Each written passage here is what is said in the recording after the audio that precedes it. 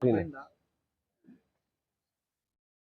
जो हादसा पेश आया है उसके मुतालिक क्या मालूमात है? गौतम नगर में एक मकान के ऊपर एक लड़की ने जिसकी औरत थी, एक बच्चे की माँ थी। उम्र उसकी तकरीबन 20 साल है और नाम उसका आफरीन नाज तौसीफ शाह। पता गौतम नगर, उम्र 20 साल। अपने ही मकान के ऊपर उसको मुर्दा हालत में उतारा गया। अब उसकी वजह, जिन्होंने उतारे उसकी वालदा वहां पर मौजूद थी, उसकी वालदा को बुलाया गया था। फांसी लड़की ने ससुराल के अंदर ली है और ससुराल में जिस वक्त तो उसने ली तो उसके घर से किसी ने उनके घर वालों को, मतलब मायके में फोन किया कि तुम्हारी बच्ची ने ऊपर से कड़ी लगा ली है। जब उसकी गली में, एक ही गली में घर है उनका मायके का, तो उसकी माँ जिस वक्त वहां पर ऊपर पहुंची तो उसके ही घर के लोगों ने दरवाजा वगैरह शायद तोड़ के और उसको उतार कर उन लोग सहारा हॉस्पिटल लेके पहुंचे। तो सहारा के जो डॉक्टर्स थे उन्होंने उसको मुर्दा करार दिया और उसके बाद उन लोगों ने कहा कि आप लोग इसको सिविल हॉस्पिटल पीएम रूम में लेकर जाओ।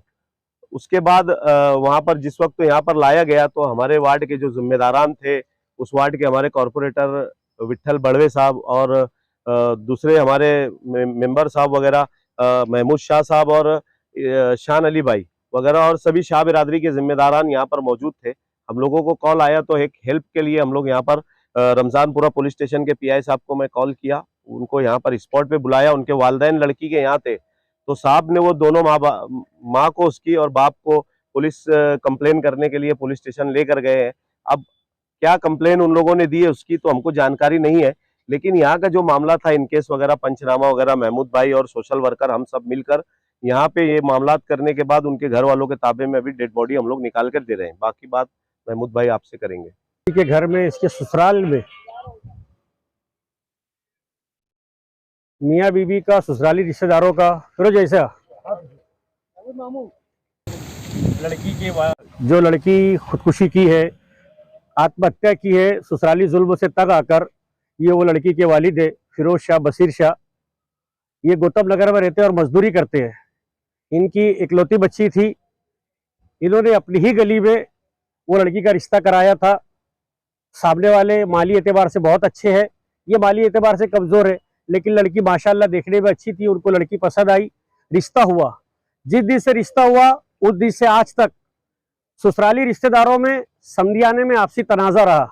लड़की के कामों को लेकर के, लड़की के घरेलू काम को लेकर के तनाजा होता रहा। लड़की कई मर्तबा मायके में बैठा दी गई। फिरोज ने आकर के बहैसियत बिरादरी के जिम्मेदारान हम लोगों के पास कई मरतबा शिकायत की, लेकिन क्योंकि कौन थी, इकलौती लड़की थी, इसलिए हमने 12 फिरोज से कहा कि हर घर के तनाजात होते हैं, तुम लड़की को पहुंचा दो। फिरोज ने होकर के लड़की को पहुंचाया। बिरादरी के जिम्मेदारों को बैठने की नौबत नहीं आई, लेकिन तनाजा इनके घर में होता रहा। ये बिरादरी के पास हर मरतबा शिकायत बिरादरी के जिम्मेदारों के पास करता रहा। अभी फिलहाल जल्दी ही बोला गया था कि आप बिरादरी के लोगों को बैठा करके कोई मसला हल किया जाएगा, लेकिन कल रात में 10 बजे के करीब रात में इनके घर में कोई 10, 11 और 12 के बीच में ससुराल में लड़की के कोई तनाजा ऐसा हुआ कि मामला हद से ज्यादा बिगड़ गया। तो ससुराली रिश्तेदारों ने आकर के फिरोज भाई के घर पे बोले कि घर में झगड़ा हो रहा है, आज चलो। फिरोज भाई की तबीयत नासाज थी, ये सोए हुए थे। इनकी मकान वाली समधियाने में गई, लड़की को वहीं पर समझा दी, क्योंकि बार बार लड़की को घर पर लाने से गली में और रिश्तेदारी में बदनामी होती थी कि 8-10 दिन में बच्ची क्यों घर पर आ जाती। इसलिए इनका कहना था कि बच्ची ससुराल में रहे, संसार करे तो बेहतर है। इन्होंने बार बार बच्ची को इसीलिए पहुंचा, और उस रात में भी ऐसा ही हुआ कि माँ ने बच्ची को समझा बुझाकर, उस घर के जो भी लोग तकलीफ दे रहे थे, इन्होंने जिनका नाम पुलिस स्टेशन में बताया, हम तो मौजूद नहीं थे, वो लोगों को लड़की की वालदा ने समझाकर, लड़की को समझा करके वापस आ गई। लेकिन जब सुबह 8:30-9 बजे फिरोज भाई को ससुराल समधियाने से फोन आता है दामाद का कि आपकी बच्ची 5 बजे या 5:30-6 बजे जो भी वक्त में ऊपर गई, अंदर से सिकड़ी लगा ली और क्या करी पता नहीं। वो लोगों ने, उनकी जिम्मेदारी थी ससुराली रिश्तेदारों की कि वो उसी वक्त पीछे जाते, दरवाजा तोड़ते, बच्ची को बचाते या जो भी करते, लेकिन उन्होंने ऐसा नहीं किया। फिरोज के आने का इंतजार किया। फिरोज और उसकी बीवी जब पहुंचे तो दरवाजा अंदर से बंद था या बाहर से बंद था, ये तो फिरोज की औरत ही अच्छी तरह बता सकती, क्योंकि हमारे सामने जो जबानी दी वो जबानी की बनिस्बत ये कि फिरोज की घरवाली का, यानी जो लड़की खुदकुशी की, उसकी वालदा का बोलना है कि दरवाजा बाहर से बंद था, अंदर से नहीं। फिर भी वहां जाकर के फिरोज ने वो लाश को नीचे उतारा, जबकि एक काम ससुराली रिश्तेदारों का था, उसके शोहर का था, उसके देवर का था, उसकी सास का था। लेकिन मायके से जब बाप जाता है वो अपनी बच्ची की लाश को उतारता है और उसको ये उम्मीद जागती है कि शायद मेरी लड़की जिंदा हो। उस आस के बारे, उस उम्मीद के सहारे ये बच्ची को लेकर के सारा हॉस्पिटल जाता है।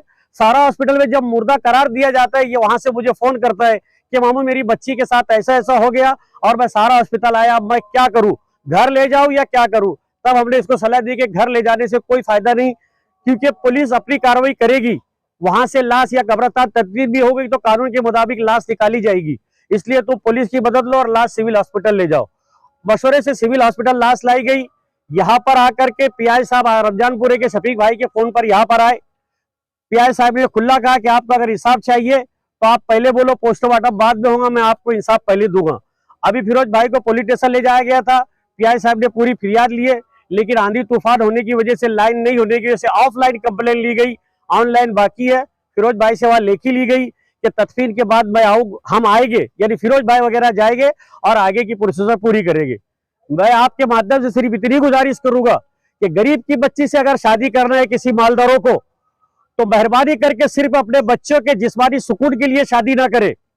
और हुकूमत वक्त और सरकार से भी गुजारिश करूंगा, चाहे वो यजीद बाप मैं ही क्यों ना हो या मेरा बेटा ही क्यों ना हो, जो किसी की बाल बेटी के साथ ऐसी हरकत करता हो, जुल्म करता हो, कानून के मुताबिक उनको हकीकत जानकर, सच्चाई जानकर, पूरी निष्पक्ष चौकसी होकर, हकीकत अगर वो मुजरिम है तो उनको कैफ किरदार तक पहुंचाया जाए। अगर उनके पीछे से कोई मदद करता होगा, चाहे वो समाज का हो, रिश्तेदार हो, बिरादरी का हो, पॉलिटिकल्स का हो, तो उनसे भी गुजारिश कि उन्होंने सामने आना चाहिए, हकीकत को जानना चाहिए और एक मजलूम बाप की मदद करना चाहिए। यही मैं कानून से आपके माध्यम से गुजारिश करता हूँ। शादी जब से हुई थी, कितने सालों से? ये 2 साल हो गए सर।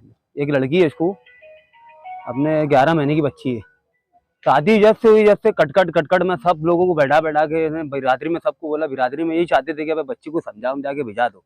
मेरी बच्ची एक ही लड़की थी, मतलब ये कैसा बदनामी से बेहतर है अपनी बच्ची को निभाना चाहते अपन, ये मैं समझा के भेजाता था।